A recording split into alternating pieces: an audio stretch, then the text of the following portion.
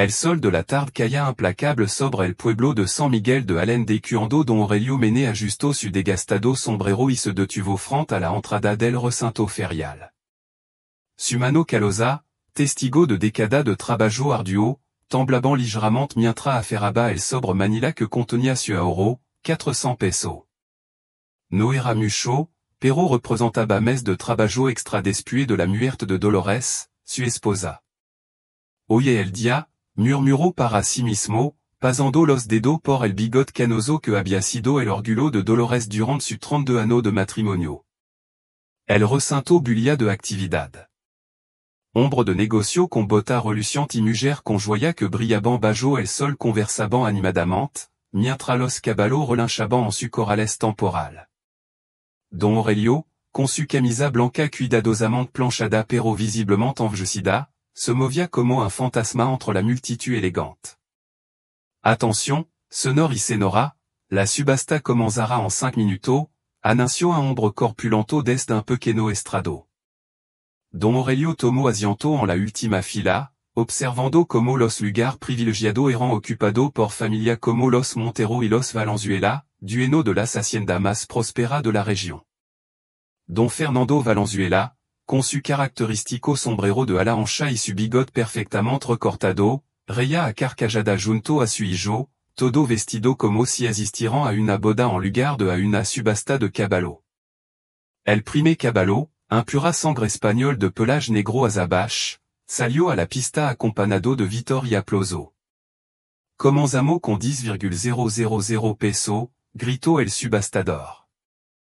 Aurelio sintió como su corazón se encogía. 10,000, su mano apretó el sobre en su bolsillo. Une autre a otro, los caballos défilaron y fueron adjudicados por suma que para él resultaban astronómica.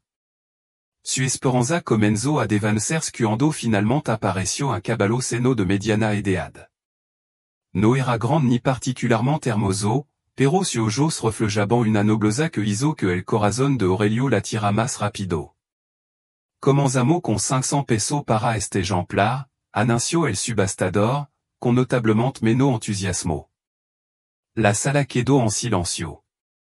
Los ricos hacendados conversaban entre ellos o revisaban su teléfono, desinteresados. La mano de Aurelio se elevó casi involuntariamente. Tenemos 5 cents. ¿Alguien ofrece 6 cents? Silencio. 5 cents à la 1, 5 cents à las 2. De pronto, una voz resonó desde la primera fila. Pero miran quien está participando. Era Rodolfo Montero, el hijo mayor de la familia Montero, que se había girado para mirar a Aurelio con una sonrisa burlona. El viejo mene quiere comprar un caballo, con que él va a alimentar, viejo, con las hierbas que crecen al lado de tu choza.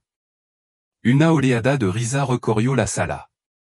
El subastador, desconcertado, observaba la escena. Tengo mi ahorro, respondió Aurelio, con voz firme pero baja. Su ahorro. Rodolfo se levantó teatralmente. 1,000 pesos, ofreció, mirando directamente a Aurelio. 1,000 pesos a la una, comenzó el subastador. Pero Aurelio, con la dignidad que le quedaba, levantó su mano nuevamente. 100, dijo, su voz apenas audible. Las risas aumentaron. Rodolfo, envalentonado por la reacción del público, continuó con su espectáculo. 2,000 pesos. ¿Puede igualar eso, viejo? El rostro de Aurelio palideció. Su 400 pesos parecían ahora tan insignificante como una gota en el océano. Yo, comenzó, pero las palabras se ahogaron en su garganta. 2,000 a la una, 2,000 a las 2, 2,000 a las 3, exclamó el subastador. Vendido al señor Montero, añadió, claramente aliviado de poder continuar con la subasta. Rodolfo se levantó haciendo una reverencia burlona hacia Aurelio. No te preocupes, viejo, ni siquiera quiero este caballo, solo quería demostrar que este no es lugar para gente como tú. Las carcajadas resonaron mientras Aurelio, con la cabeza gacha y los ombro indido, se levantaba lentamente dessus asiento. Compaso pesado, comenzo a caminar hacia la salida, sintiendo cada mirada como una daga en su espalda. Mientras atravesaba las puertas del recinto, una voz profunda hello de tuvo. Sonore, espère, por favor. Aurelio se giró para encontrar cara a cara con don Eduardo Castello, un hacendado que había permanecido silencioso durante toda la subasta, observando desde un rincón con expresión indescifrable. Quisiera hablar con usted, dijo don Eduardo, su ojos oscuro estudiando detenidamente el rostro hallado de Aurelio. Hay algo en usted que me resulta familiar. Podría concederme uno minuto de su tiempo? Aurelio, sorprendido y dolorido por la humillación pública, asintió lentamente. No podía imaginar que quería de él uno de los hombres más rico y respetado de la región, ni porque su rostro envejecido podría resultar familiar a alguien como don Eduardo Castello. El parecía haberse detenido entre don Aurelio y don Eduardo mientras permanecían de pie junto a un viejo mezquite, a cierta distancia del bullicio del recinto ferial. El sol comenzaba su descenso hacia el horizonte, tinando el silo de 20 tonos cobrizo que recordaban a Aurelio los cabellos de Dolores en su anneau de juventud. Tom asiento, por favor, dijo don Eduardo, señalando un banco de madera desgastado. Su voz tenía una firmeza amable que contrastaba con las burlas que Aurelio acababa de soportar. Gracia, señor Castello, pero no quiero robar su tiempo, respondió Aurelio con la dignidad que le quedaba. Un hombre como usted seguramente tiene asunto más importante que atendez. Don Eduardo sonrió, pero era una sonrisa cargada de algo que Aurelio no supo identificar, nostalgia, tristeza. El tiempo es lo único que tengo en abundancia a mi edad, dijo mientras se sentaba, invitando nuevamente a Aurelio a hacer lo mismo. Francamente, me intriga usted. No mucho hombre caminant en un ley contan poco y con tanto courage al mismo tiempo. Aurelio finalmente cedió y se sentó, manteniendo cierta distancia. Su mano nudosa y marcada por anneau de bandito trabajó bajo el sol descansaba inquieta sobre su rodilla. Digame, don Aurelio, continuó Eduardo, mirándolo directamente a los ojos, porque es tan importante para usted tener un caballo? No es una simple cuestión de transport, ¿verdad? Algo en la mirada de don Eduardo, una sinceridad poco común entre los hacendados que Aurelio había conocido, el hizo bajar su defensa. Et una promesa, dijo finalmente, su voz apenas audible, una que levo quasi 50 anneaux intentando cumplir. Don Eduardo se mantuvo en silencio, un silencio que invitaba a continuar. Yo no tuve padre, señor, comenzó Aurelio, su ojos fijó en su mano. O tal vez los tuve, pero no lo recuerdo. Mi primero recuerdo son de la Esperanza, una pequeña hacienda a las afueras de Guanajuato. Don Mateo Suárez, el dueño, me encontró abandonado en su propiedad cuando tenía aproximadamente 3 años. Los ojos de don Eduardo se agrandaron ligeramente, pero Aurelio, absorto en su recuerdo, no lo notó. Sí, don Mateo no era un hombre rico, pero tenía un corazón del tamaño de su hacienda. Me tomó bajo su protección, me dio un lugar para dormir en su granero, y con el tiempo me enseñó todo lo que sabía sobre la tierra, los animales, y especialmente los caballos. Aurelio hizo una pausa, su mirada perdiendo en el donde la silueta de las montañas comenzaba a difuminarse contra el cielo crepuscular. Don Mateo tenía un viejo a las enlamado relámpago. Ese caballo y él eran inseparables. Yo solía observarlo durant hora, maravillado por el entendimiento silencioso que parecían compartir. Un día, cuando tenía 8 años, don Mateo me subió a relámpago. La sensación fut como si de repente el mundo entero se abriera ante mí. Sus ojos brillaron con el recuerdo. Ese mismo día, don Mateo me hizo prometer que algún día tendría mi propio caballo. Un hombre y su caballo, me dijo, compartant algo que va más allá de las palabras.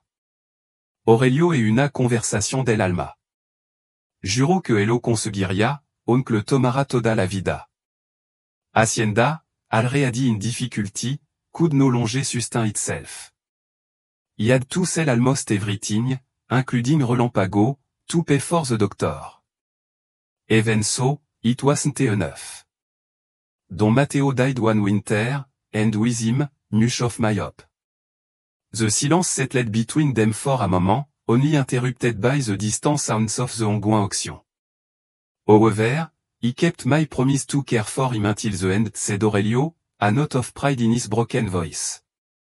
After his death, he was left with the little that remained of hope.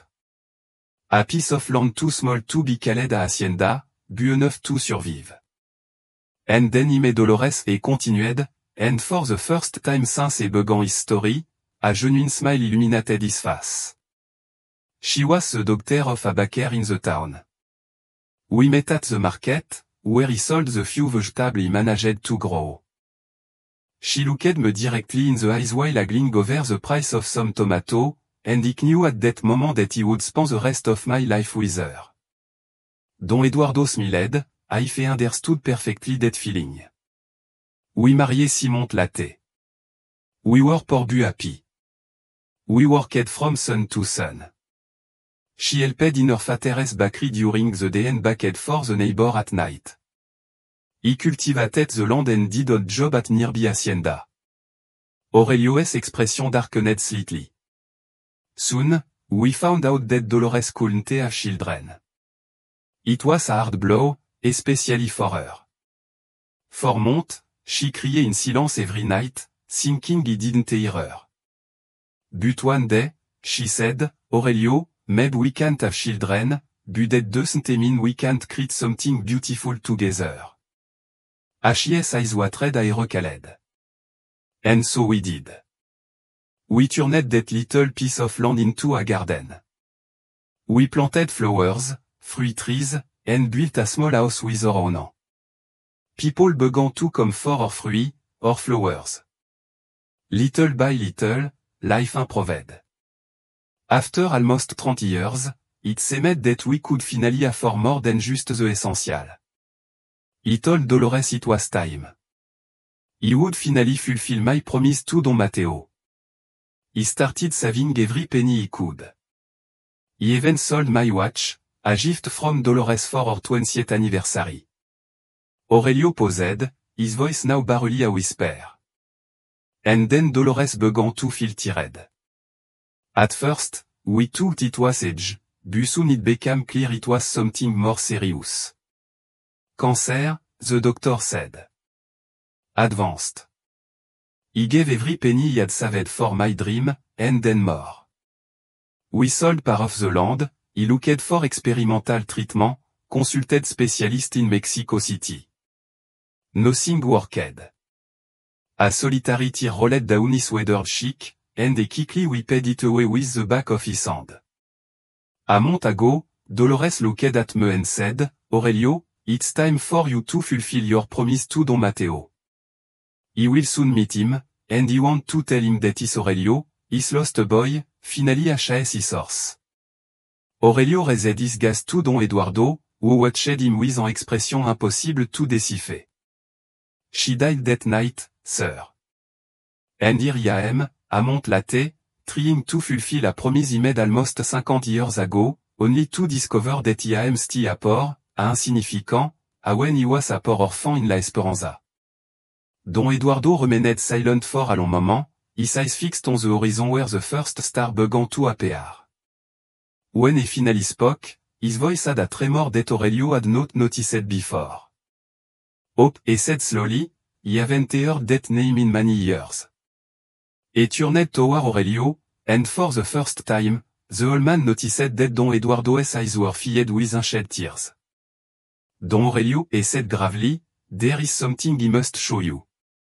Will you accompany me to my hacienda tonight? Aurelio, puzzled by the reaction of the hacendado and the unexpected invitation, nodded slowly. Something in Don Eduardo's gaze seemed inexplicably familiar, after past had crossed long before this evening in San Miguel de Allende. Il accompany you, Don Eduardo responded, une hour that this simple answer would change the course of Aurelio's life forever. The golden light of the sunset poured over the fields a Don Eduardo's car advanced along the dirt road that led to his hacienda. Don Aurelio looked out the window, a mix of curiosity and apprehension. In the distance, the imposing main house of Hacienda Castellano emerged from the trees like a silent reminder of worlds that never intersected, the world of those who have and the world of those who dream. We've arrived, Don Eduardo announced when the vehicle stopped in front of the house. Unlike the ostentatious mention of the Montreux or the Valenzuela, Don Eduardo's residence had a sober elegance, almost nostalgic. Aurelio got out of the car with some discomfort, is nervously adjusting the collar of his worn shirt, suddenly aware of his appearance in that environment. Don't worry about formality, Don Eduardo said, half reading his thoughts. This house has seen enough callous dans and honest starts to recognize the real value of a man. As they walked towards the entrance, Aurelio noticed several workers stopping to respectfully greet Don Eduardo. It wasn't the respect born of fear that he had observed in other hacienda, but something closer to genuine admiration. Don Eduardo called one of the workers, approaching quickly. The Montreux have been calling. They say it's important. Eduardo waved dismissively. Raphael, what is truly important is here tonight, et replié, placing a hand on Aurelio's shoulder. Any business with the Montreux can wait until tomorrow. Raphael nodded, casting a glance at Aurelio before walking away. Come, said Eduardo, guiding him not towards the main house, but down a side path flanked by Ancien Oak. There is something I want to show you first. They walked in silence for several minutes. The tension in Don Eduardo's face was palpable, as each step brought him closer to a revelation he himself wasn't fully prepared for. The path led to a gentle hill, and at the top, Aurelio stopped dead in his tracks. Before them stretched a wide valley, bathed in the last ray of the sun, where dozens of horses of different color and breeds grazed peacefully. Horse have always been my passion, said Eduardo, gazing at the landscape with evident pride. Some would call it my obsession. Aurelio could barely speak. The beauty of the place, the majesty of the animal moving gracefully under the increasingly starry sky, took his breath away. It's magnificent, et finally managed to say. Eduardo smiled, but his eyes reflected a deeper emotion than simple pride in his possession. Don Aurelio, he said, turning to him, during your story, you mentioned Don Mateo Suarez and his hacienda La Esperanza. Aurelio nodded, still confused about the direction of the conversation. La Esperanza wasn't really a hacienda, Eduardo continued.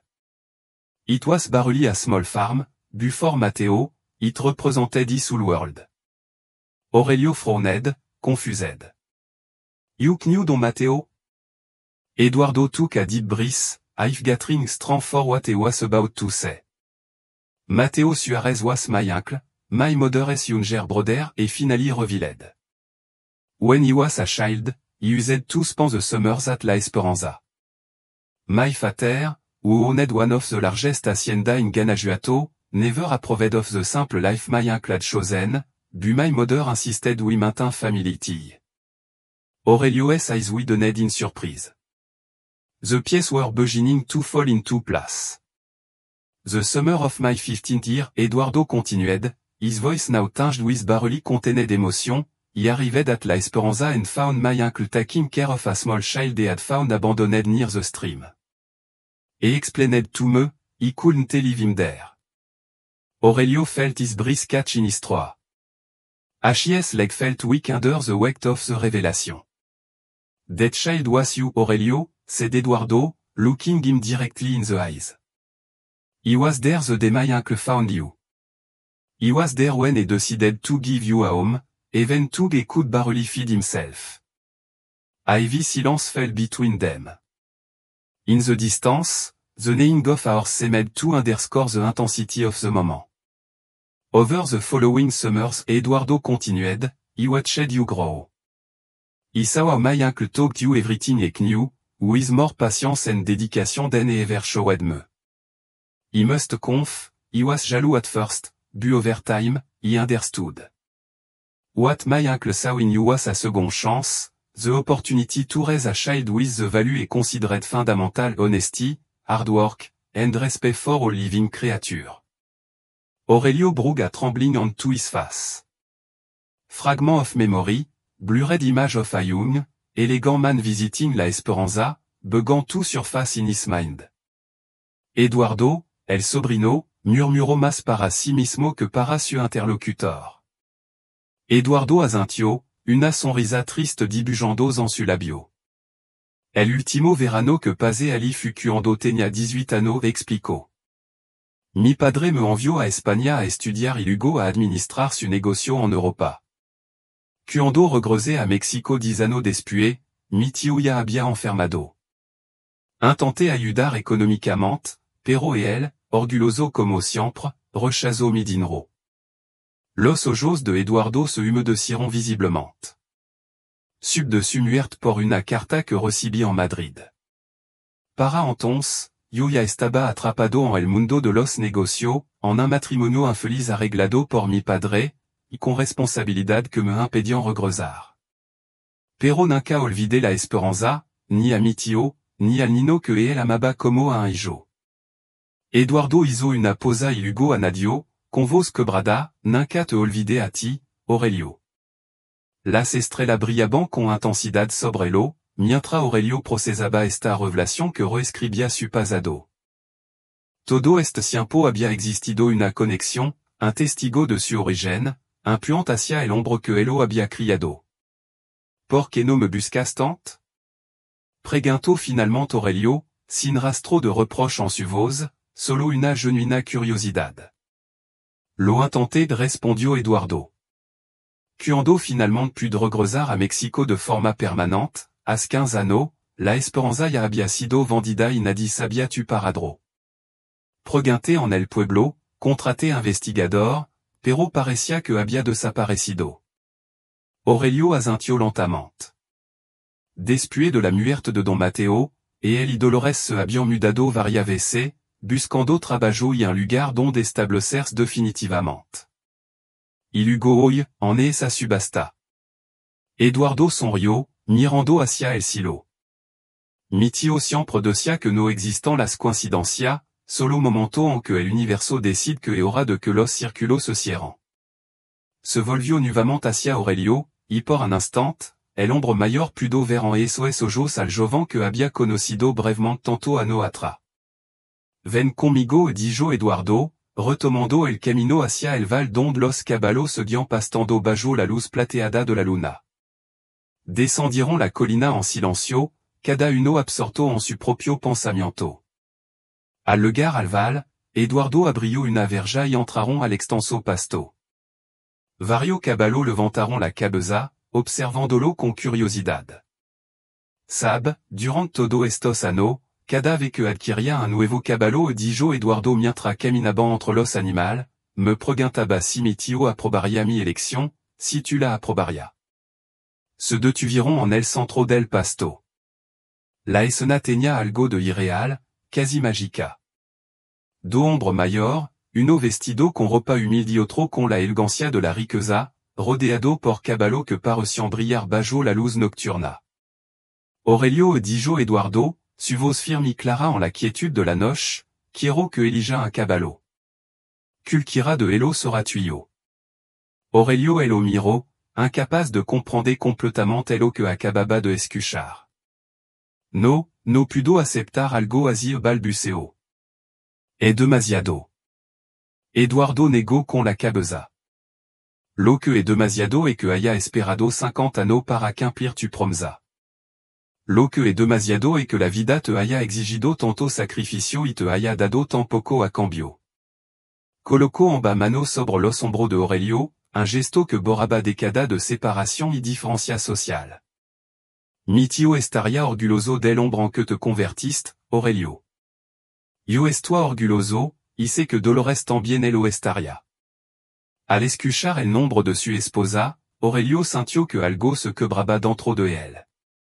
Las lágrimas contenidas durant tanto tiempo comenzaron a fluir librement por su mejilla. Elige un caballo, repició Eduardo suavemente. Honra tu promesa, honra a Matteo, honra a Dolores. Como respondiendo a esa palabra, un caballo a l'azan se acercó lentamente hasta ello. Era un animal hermoso, de pelage cobrizo que brillaba como fuego líquido bajo la luz de la luna. Sus ojos grandes y expresivos se fijaron en Aurelio con una intensidad desconcertante. Relámpago, susurró Aurelio. Como dice? Preguntó Eduardo, sorprendido. Se parece tanto a Relámpago, el caballo de Don Mateo, explicó Aurelio, extendiendo una mano temblorosa hacia el animal, que acercó su cabeza, permitiendo la caricia. Eduardo sonrió. Cela ma esperanza. Lo compré a 6 meses en una subasta en Querétaro. Aurelio levantó la mirada hacia Eduardo, una pregunta silenciosa en sus ojos. Sí, confirmó Eduardo. La llamé así por la hacienda de mi tío, por el lugar donde te encontró, por el que nunca dejé de sentir, incluso en mi momento más oscuro. El caballo relinchó suavemente, como aprobando la conversación, y ambos hombres sonrieron.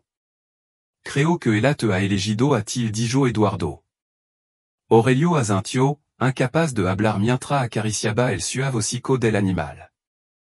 En ese momento, sintió una presencia cálida a su lado, como si Don Mateo y Dolores estuvieran allí, contemplando la escena con aprobación. Bienvenido a casa, Aurelio, dijo Eduardo, su voz mezclándose con el suave murmullo del viento entre los árboles. Bienvenido a casa. 3 días después, los habitantes de San Miguel de Allende observaron con asombro a un hombre mayor cabalgando con dignidad por las calles del pueblo. Montaba un hermoso alazán y lucía una sonrisa serena que iluminaba su rostro curtido por el sol. Cuando pasó frente al café donde Rodolfo Montero y su amigo solían reunirse, estos se quedaron boquiabiertos al reconocer tanto al jinete como al magnífico caballo. ¿Es no el viejo del león? Preguntó uno de ellos, incrédulo. Rodolfo no respondió. Observaba la escena con una mezcla de sorpresa y confusión. En ese momento, un elegante automóvil se detuvo junto al jinete. La ventanilla descendió, revelando el rostro de Don Eduardo Castellano. ¿Listo para la comida, hermano? Preguntó Eduardo, el lo suficientemente alto para que todos los presentes pudieran escucharlo. Listo, respondió Aurelio con una sonrisa. Esperanza y yo solo estábamos dando un pequeño paseo para abrir el apetito. Eduardo asintió y, antes de que la ventanilla volviera a subir, dirigió una mirada significativa hacia la mesa donde Rodolfo y su amigo observaban la escena, paralizado por la sorpresa. Mientras el automóvil avanzaba lentamente, Aurelio lo seguía a caballo. Un niño pequeño que pasaba por la calle señaló al jinete con admiración. Mira, mamá, qué bonito caballo. Aurelio se detuvo y, con un gesto élégante, inclinó ligeramente su sombrero hacia el niño. ¿Te gustan los caballos, pequeño? Preguntó con una sonrisa. El niño asintió, entusiasmado. A mí también me gustaban cuando tenía tu edad, dijo Aurelio. Isa algo importante, los sueños, por más tiempo que tardan, siempre encuentran la manera de hacer realidad. Con un suave movimiento de rienda, Aurelio y Esperanza retomaron su camino, dejando tras de sí a un niño maravillado y a un grupo de hombres ricos que, por primera vez, comprendieron que la verdadera riqueza no siempre puede medir sans peso o propiedad. Y mientras cabalgaba bajo el sol de la tarde, Don Aurelio Mene sintió que un círculo iniciado hacia casi 50 años junto al viejo alazán de Don Mateo finalmente se cerraba. Su corazón, un condolia por la ausencia de Dolores, se llenó de una paz que no había conocido en mucho tiempo. Porque algunos sueños, incluso los más humildes, tienen el poder de trascender el tiempo, la pobreza y el dolor para florecer cuando menos se espera, como aquella flor que él y Dolores habían plantado en su pequeño jardín, con paciencia, con amor y con la inquebrantable certeza de que, al final, la vida siempre encuentra una forma de hacer justicia a los corazones nobles.